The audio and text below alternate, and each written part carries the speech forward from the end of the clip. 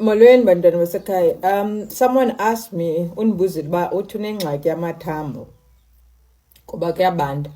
Mandiqale ndithi mntasekhaya before ndikunixelele ngale ngomhlabelo lo usetyenziswayo.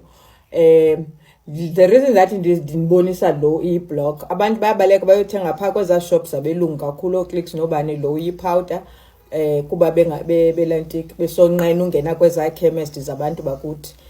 Ndifuna unixelela i-difference yezaa zinto as much as uba isebenza nayo. Kukho umehluko between indawo ethengisa into yophilisa for ukwenza i-profit nendawo ethengisa into zokuphilisa for ukuphilisa uba mawuphile wena. So xa uthenga ezi zinto ziphilisayo bethunana, hambani niye kwezi ndawo nonqenayo ungena kuzo eziyazoyikwayo eza-herbal shops zabantu abamnyama. Ngoba aba bantu bathengisa ezaa zinto for ukukuphilisa, not for ubutyebi qha. That's why nineentloni zongena apha kwezaa herbal shops ziphaa fike zineento ezifukufuku neentoni. But ndiyakuxelela ndithi izinto abazithengisayo lilo uqobelo. Ayifani nezaa zinto ezaa spices ezaa herbal spices ziye zimixe to make these things.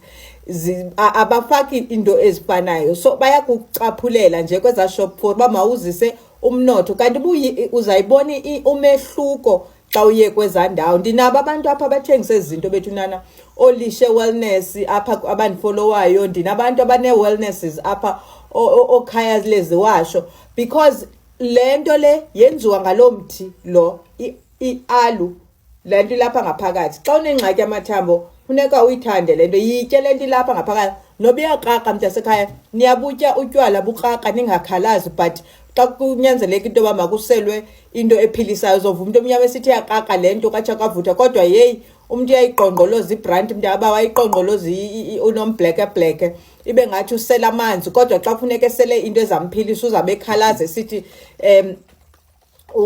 uyakraka. So nantsi ke mntasekhaya, nina abantu bakhala or wakhe wophuka or something, nantsi iyakhothwa, uzawuxelelwa kwezaa ndaba uba uzayisebenzisa njani. Iyakhothwa, abaye bayayimixa nezinye izinto, uzawuxelelwa phaya.